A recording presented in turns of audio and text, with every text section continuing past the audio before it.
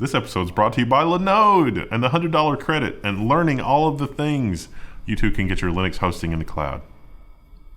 We've done so much stuff, so many tutorials. There's a WireGuard tutorial and some other stuff, and I've forgotten. You should check out Linode. Yeah, Linode is fantastic. Linux hosting for your blog or your files or whatever. Don't use G Drive or Dropbox. Roll your own. You'll like it better. And, there's this big trend right now of people, they're getting the call, and they're saying, hey, come back to the office. And it seems to be the zeitgeist that people are like, I don't think I want to do that. If you're one of those people, when you go into your next interview where you're going to tell them that, no, I'll be working from home, you're going to have a lot better negotiating if you have some really nice projects that you built on Linode.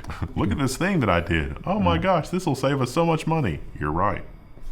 I'll see you once every 6 months. Thanks, Linode. And on with the news.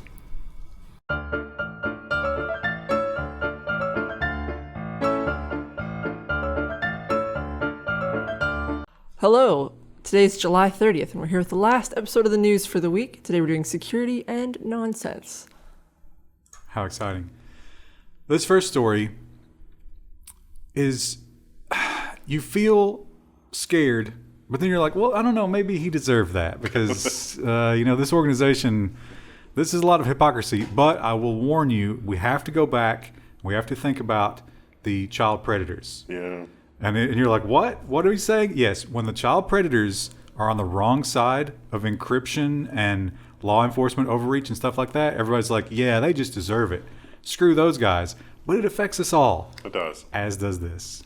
The inevitable weaponization of data is here. If you missed this article, it's a story about a priest who used Grindr, not for anything illegal or even anything nefarious, although I guess a Catholic priest, though, a little hypocritical. I'm sure has said bad things against it, right? He was actually the one who denied Biden communion. Something like that. Why does Biden not get communion? I don't know, something he said or did or whatever. Because he's too liberal? Yeah. Probably, yeah. Wow. Yeah. So how did they know that this guy was a homosexual? Did he post to social media or something like that? No. It's much more scary than that, because this is anonymous data. They bought the Grindr anonymous data. Yeah, and how do you de-anonymize Grindr anonymous data? Well, it's actually pretty easy with location, because there was one retreat where only this guy went to in a certain amount of time. Yeah, it was like, we know where he lives because, Catholic.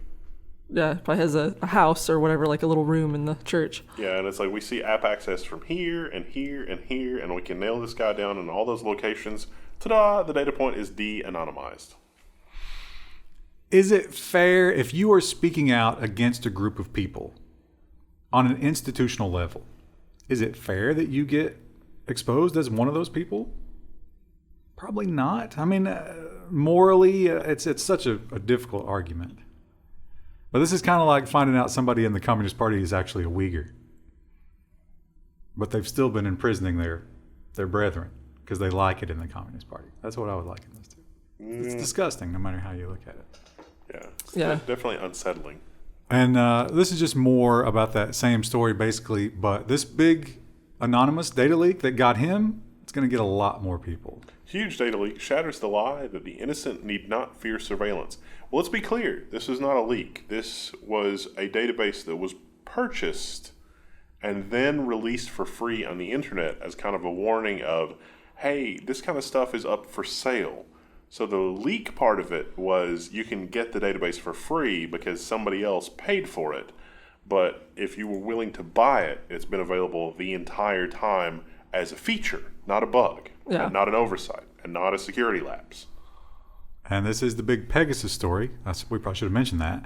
But all this data is coming from one source, and we know exactly who created this problem. We can go to them. They have a corporate structure. We can talk to them. And in fact, they have responded, I don't know if I like this answer. Pegasus spyware seller, blame our customers, not us, for the hacking. So this is another thing where it's like, hey, there's something on your phone that's not supposed to be on your phone. So this is a different thing than apps selling data. But this is basically malware on your phone. But because it's state-sponsored malware and not malware bent on spreading a virus or mining cryptocurrency or whatever, it kind of flies under the radar. So this is on dozens, if not hundreds of phones, and they've spot checked remnants of, or there was a list of people, and some of the people on the list have already been checked, and there is remnants of the spyware on their phones. But again, the NSO group's like, we only sell to terrorists. And then there's also this article. They don't say they sell to terrorists. They say they sell to nation states. Looking Yeah. for terrorists. Against terrorists. But let's harken back. The Freudian slip. president of France. Yeah. So He was caught up in this. they sold to the Moroccan government, who chose the president of France as a target. Well, presumably. I don't know if we have proof of that, but there's a lot of evidence. Probably, yeah. Yeah.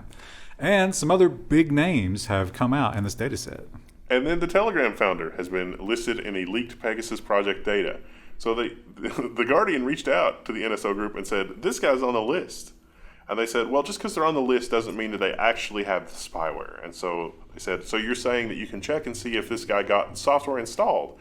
And they said, yes. And then they said, okay, but did he have the spyware? And it's like, just because they're on the list doesn't mean they got the spyware. And it's like, that's not a direct answer. That's a yes or no question. Yeah. Now, they talk to this guy or some of his people or whatever, and they do have kind of an explanation here in that he expatriated from Russia and is now a citizen in the UAE. United Arab Emirates, Yeah. who are definitely a customer of Pegasus. And maybe are doing research on this. So maybe they're like, well, we're going to let this guy come to the country, but let's learn more about him, make sure he's good, So then maybe infect his phone is just standard operating procedure over there. Doesn't make it right, but maybe explains Just it. how it is. Yeah. I think the Free Software Foundation also has a thing to look for remnants of that at this point, but I could be wrong. Well, whoever broke it, whichever newspaper broke it, if you are on the list, you can come to them with your phone and they'll do the diagnostics. Oh, for okay. you. Yeah. And someone who gets a lot of mileage on social media out of all these hacks, and by that token is constantly on social media talking about hacks, is our old friend Snowden. The Guardian also reports that Edward Snowden calls for spyware trade ban amid the Pegasus revelations. The NSA whistleblower warns of a world in which no phone is safe from state-sponsored hackers if no action is taken. I think we're there. This is a really interesting position because I feel like his position on encryption software, things like pretty good privacy, would be that must not be banned under any circumstances. And so this is a piece of software that is designed to, subvert the security of devices. So it's a different thing, but it's like, okay, yeah, maybe we should ban that as... Well, but he makes that argument. It's not both sides of the coin. This is only hacking. Yeah. So this is only making missiles and not shields. Yes. Yeah. And that's what he's against, I guess. There wouldn't be any legit purpose that you would use to buy this. You could only use it to spy on your spouse or something that is, amoral. Whereas with encryption, there are good and bad uses of it, I guess. Is there ever a moral reason to spy? Don't think so. Engagement challenge. And the NSO group, much like everybody else in the universe these days, had to be on the cloud. And I guess this is also a good and a bad thing, right? It's good that we can immediately destroy their infrastructure. It's bad that this group has control ultimately. Amazon shuts down the NSO group infrastructure. Wait, Amazon? Nation state, we're Amazon. So apparently they were hosting on AWS, and Amazon was like, nope. You're not anymore. So that's surprising. How long until, somebody really looks into this and is like, is Amazon AWS selling anything to Iran? Are there shell companies that the NSO group is buying through to get Amazon Web Services? What? How deep does this rabbit hole go? Aren't we already there? If Trump started some kind of thing like this? Yeah, we're already to the point where it's not just crime, although they would call it crime, right? It's all the beholder, the eye of the beholder. And the beholder here is the world's richest man, so he does what he wants. One thing about the security world, in the past 3 weeks, we have gotten so many new printer vector attacks. All of a sudden, people are like, hey, let's attack the printers. 16-year-old HP print driver bug impacts millions of Windows machines. So there's an HP driver that doesn't validate a whole bunch of things, and it's valid and it's signed by Microsoft. And so even if Microsoft pushes out an update, because they haven't revoked this specific driver, malware could just deploy the old printer driver, and then the hole in the machine is wide open again. It's a pretty nightmare scenario because even if you're patched and up to date, if the malware uses an old print driver because it bundles it, it looks like it's legit. This allows the user to set the size of the data being sent. So all you have to do is set the size bigger than the buffer. Pretty easy to do. Yeah. And like you say, pretty hard to stop. Arbitrary code execution, no! Because your printer needs that, right? Yeah, because the printer service is so badly designed. I mean, we've all already got our print spooler turned off, right? This is a nightmare scenario because we've talked about this where like they use the spoofing instead, but this is just a mistake. But think about all of your two factors all of a sudden. Yeah. This, wow, you really have to get on top of this, but it seems like they're not concerned. Toronto area woman wants Freedom Mobile to stop assigning her phone number to other people. So she was with Freedom Mobile, and she had a Freedom Mobile number, but she took her number and went somewhere else. Freedom Mobile, when they go to sign up somebody else, they don't check if the number is in use anywhere. They check if the number is in use in their own system. So they'll sign up a new subscriber with her number, which doesn't work anywhere except Freedom Mobile. So like if you call the number, it'll work on Freedom Mobile. Like Freedom Mobile to Freedom Mobile will not route the number correctly. But because she's on a different carrier, when other people call the number looking for somebody on Freedom Mobile, they get her. And then they get mad at her. And this is like the third or fourth time it's happened. That would drive me bonkers. If you could target someone like that, you could easily steal their banking info, their crypto or whatever. Yeah. It's a terrible, terrible issue. Or worse, their Twitch login. Oh my God, their 2-letter Twitch handle. So valuable. For years, we've been talking about how little copy protection actually does for video games. And the reality of the situation is the companies that pay for these kinds of copy protections really only care about a 24 to 48 hour period. After that, they know it's going to be compromised. But they're willing to take those first day sales, and they're willing to destroy our experience in return. This one is refreshing. Ars Technica reports that fans ask a PC game to drop Denuvo, and a dev agrees and blames quote-unquote performance impact. And this is updated, so humankind's Denuvo woes were not something we can fix before release, dev says. Now, Denuvo, there's a really interesting note in here where the game developers were like, yeah, there were some performance issues, we removed Denuvo. And Denuvo reached out and was like, I think you want to clarify that, the performance issue thing. And they didn't actually say what that was, but they were copying Ars Technica on it.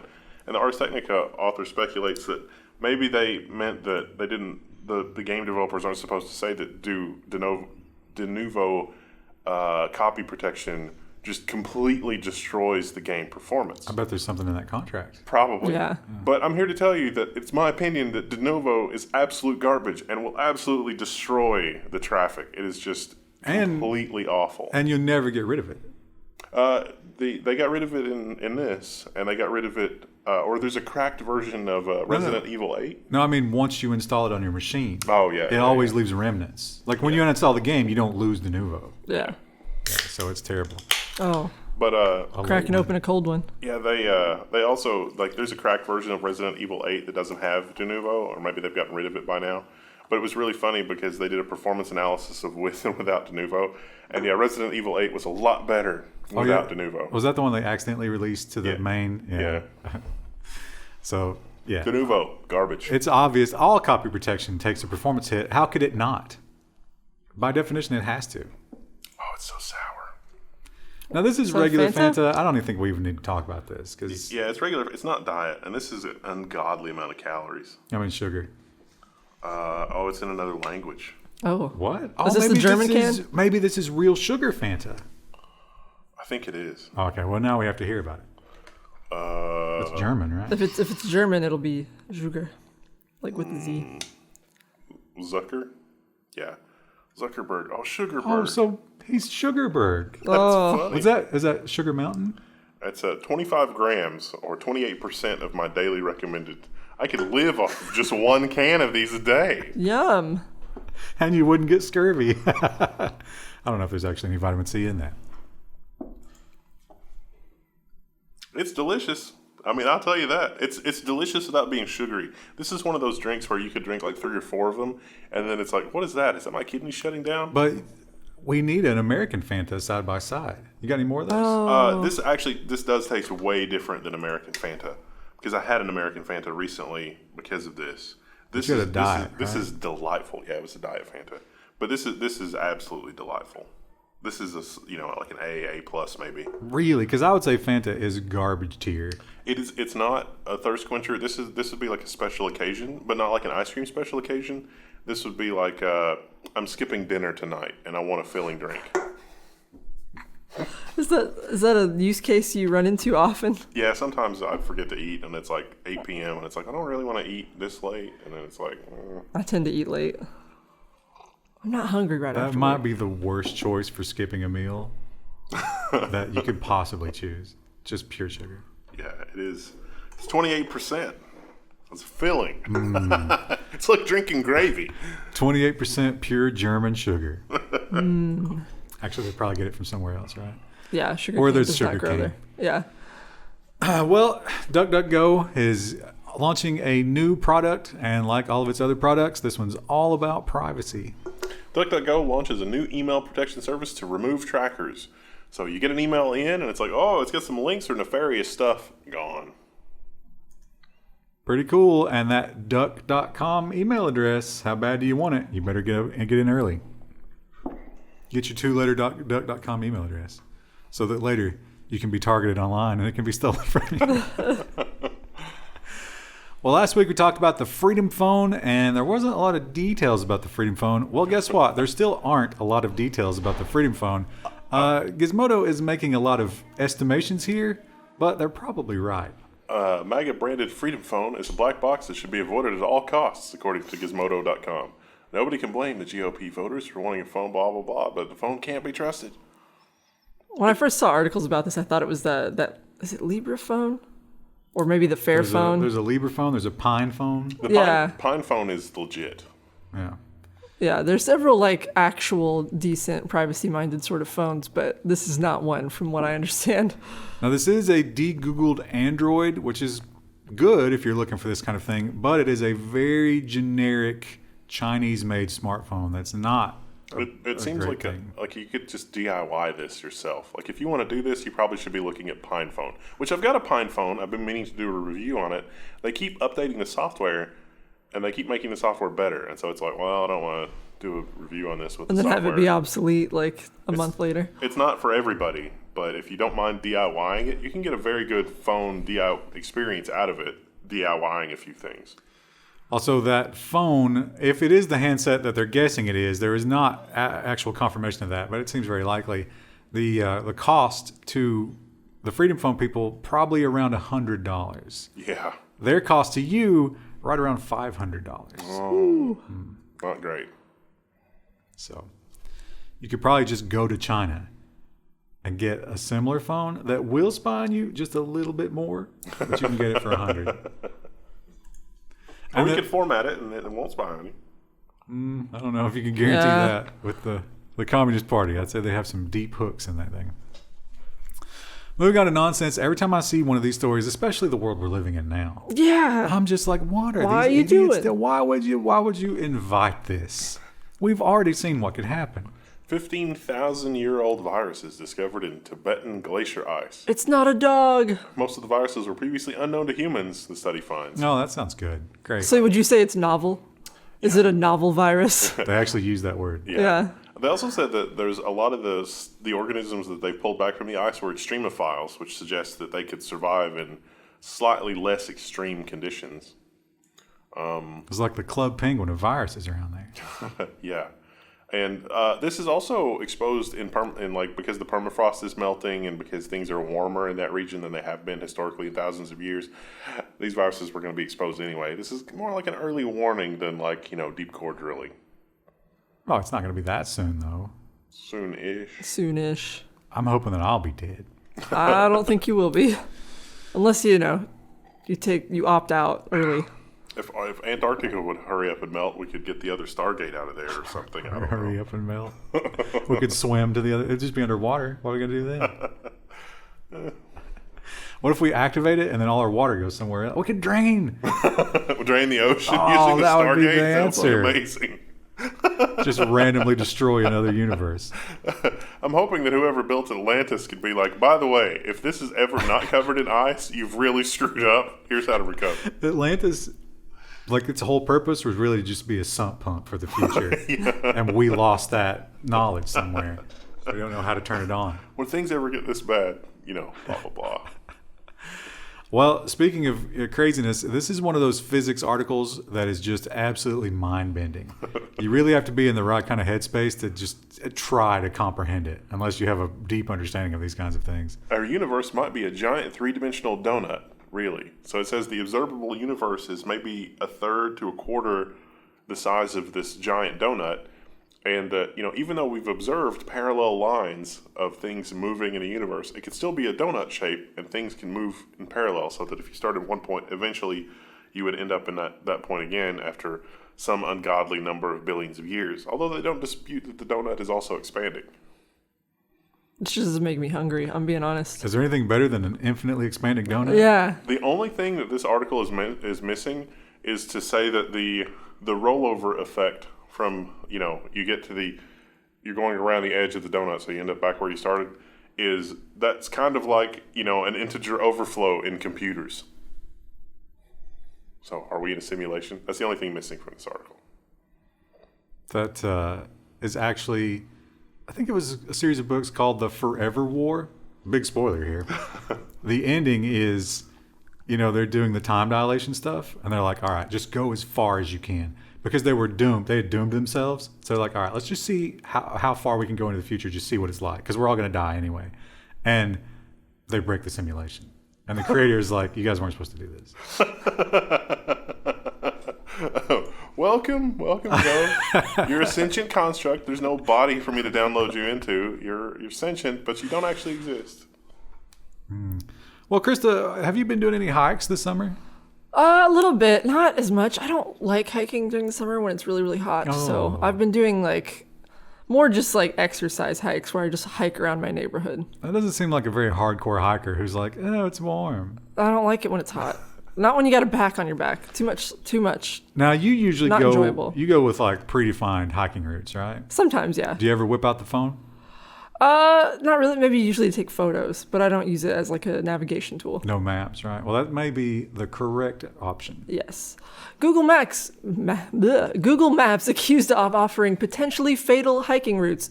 Pro tip, do not use Google Maps on a hike. It will often not show things like water sources, water crossings, new trail junctions. It's bad news. So what's happening here is that when you're looking at your hiking destination, you're trying to find a parking lot, right? Mm-hmm. I mean, you drive to all of your hiking destinations, right? Yes. And you need to get from the parking lot to your ultimate hiking destination. Google doesn't quite understand this. Yeah. So this little dotted line right here, I think, is the problem. That's maybe a very dangerous route to take. But it's a straight line. And going to take you a long way out of the way into just almost instant death. I've actually experienced this before. Not while I was driving, but I was trying to figure out the best parking lot to park at for a local hiking trail. And if you don't know the exact name of the parking lot, it's do you just want to be in this general vicinity? And it's no, I need a parking lot. And it's I don't know. I think you just want to park on someone's property here. It's no. I still remember the early days of Google Maps when it was you should take this person's farm road to get from A to B. And it's I think I'll get shot at if I do that. Or it's just Google. Mud Yeah. for the entire month of June. Yeah. And you can't get through it. We're doing stories like that. Well, the Olympics have begun, right? I think we had the opening ceremony already. I've seen a lot of headlines about Japanese guys getting fired for things that they've said and tweeted from the Olympic Committee. Apparently, they are just not caring what they're saying over there. They're dropping like flies. But there are some other tone-deaf things happening in the Olympic Park. Athletes at the Tokyo Olympics are being given condoms and warnings not to use them. Not because usually, the Olympics have a bit of a reputation. This article sort of says that.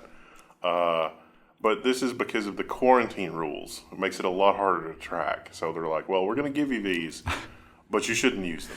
But it makes a lot of sense. It's the same as the military. You take a group of 20-somethings or less who are all in amazing shape and really good looking, and then you give them nothing to do for a long What period could of time. possibly go Yeah. wrong? It's always going to result in one thing. Did we do the story, was it last week, about the cardboard beds? Yes. Did we? Yes. Did we do that in the news? I couldn't remember. Yeah. But I think that's been debunked. I don't think, because now you got all kind of video of people like, no, they totally work for that, or they jump on them or something. Yeah. Impressive. So, well, we have these interesting laws in the U.S., and boy, to me, and maybe I'm just, socio-politically stupid, but it seems to me that banning a group of people from boycotting something is a bit of overreach. Yes.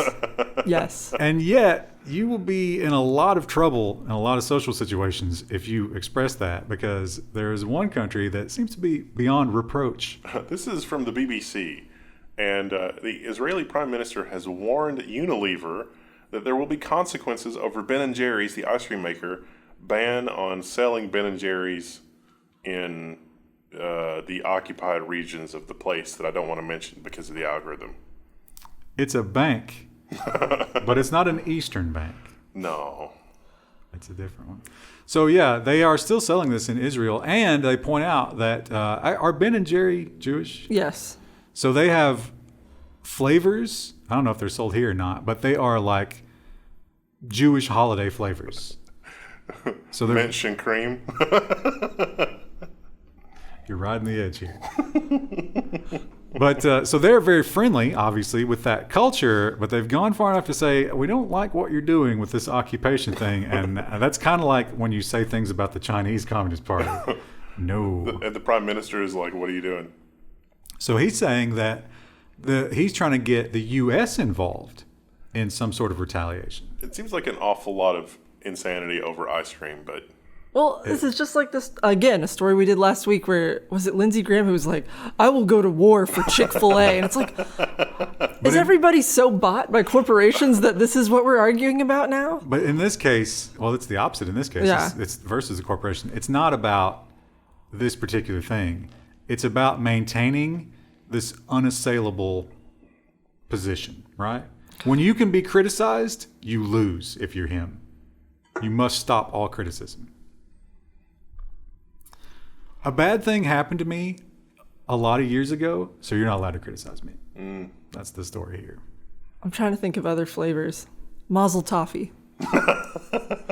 Oh, that's a great engagement challenge, Krista. Yeah. If you had to come up with, yeah, but that's like, gonna don't get us be, demonetized. yeah, don't be that's maybe a really fun title for the news. Mazel toffee. Ice cream. Mazel toffee has been banned. Yeah. Oh, yeah, I would say that would be a fun challenge, but also probably people would be mean about it. So Yeah. maybe not. Don't do that. Yeah, you get negative ones. Yeah. Oh, don't do that. Well, it's been a while since we've seen one of these. Maybe they just don't get reported as much anymore, but it seems to happen constantly, and people never learn. Oklahoma woman wanted for deadly shooting has been arrested after commenting on a police Facebook post. She asked what the reward was. Well, she tried to do that. The actual quote is just, it's not really comprehensible. Where's the reward money? Or reward money at on the post? What's? Possessive what's. Maybe that was supposed to be a comma. What? Where's the reward money at? I guess she thought she was going to get reward money for herself, but no. That's not how it works. She was now arrested. Weird. She was an accomplice for murder. They'd arrested the other two people. Why is her hair up in this photo, but all fanned out for the... I think they wouldn't let her take a mugshot photo with stuff in her hair. They let you keep your hair up in some mugshots, though. I've seen other people with their hair up. I don't know. I don't know what that rule is. Well, Australia, it is a tired joke, but you can't help but make it. Everything in Australia wants to kill you. All the animals. The more you learn about it, the more it's true. One of the big ones that always wants to kill you in Australia are the sharks. Australia renames shark attacks negative encounters to dispel man-eating monster perception. This has a total George Carlin vibe. Now, I don't know about man-eating monsters, but I think eating monster would be a very apt description for sharks. Yeah, they're right? big. Well, most of them are big, not all. They're but always moving and they're always killing. That's my understanding of sharks. Yeah. they're predator. Oh. Not like looking to predate humans, but they are a predator. Man, this would be so good if we could insert Captain Quint quotes into our show. It's like a doll's eyes. But we'd get in trouble for that. Hong Kong. You remember when Hong Kong was... This was very sad. when they were trying to tell the world what was happening to them? Please save us. And we were like, oh, poor Hong Kong. Except for Krista. She hated them. I just played Overwatch every day. Just putting money in Activision's pockets. But they're not allowed to do that anymore. And they have to get a little bit more creative. But you know what? The Communist Party, they don't care how creative you get.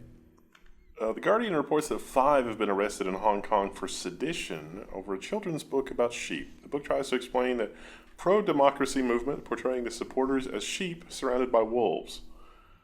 True to wolf life, the authors have been arrested on sedition. Book 1, the sheep are using the same tactics they used in the Umbrella Revolution. Book 2, the wolves have won, and they're just trying to stay alive. Book 3, they're escaping by boat from the island, which actually happened. But those people did not escape. Oh. Yeah.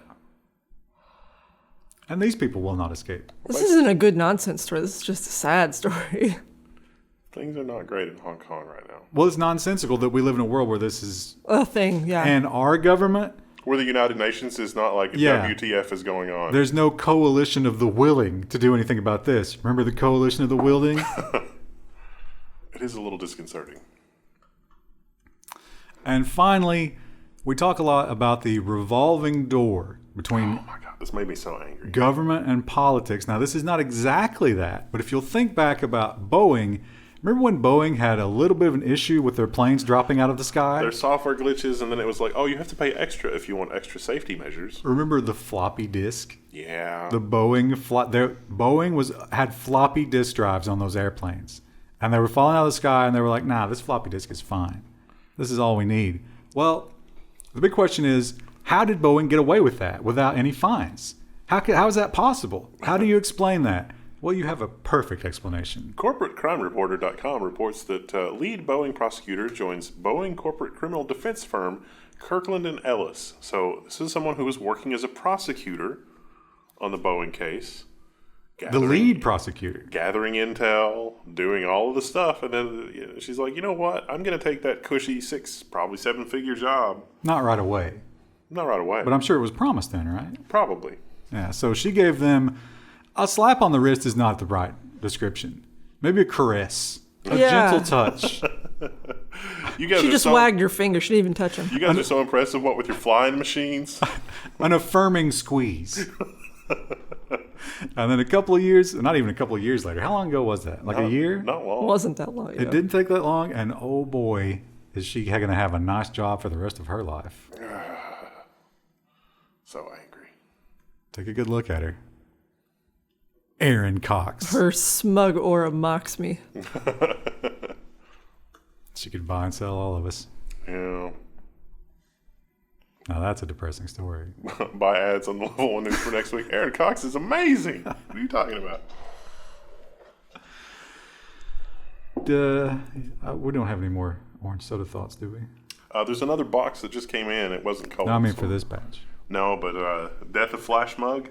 This is whenever we're allowed to meet in person again with other developers. This is great. I'm shocked at how good a response we've had for the Death of Flash. Yeah, Because I never Flash- know. Yeah. An untold number of our audience I have get it. suffered at the hands of Flash. That's awful. It was terrible, yeah. You never know what designs are going to sell the best. We'll see. The worst was those companies that were still using Flash and you had to do business with, like Yeah. the electric company just Yeah. changed. Or the train station that was using Oh, yeah. Flash. Our trains don't work anymore. Yeah. Oops. All right, well, Celebrate it, chat. We'll see you next week. That's the last of my orange soda. My kidneys say goodbye. that's the last of the news. Bye.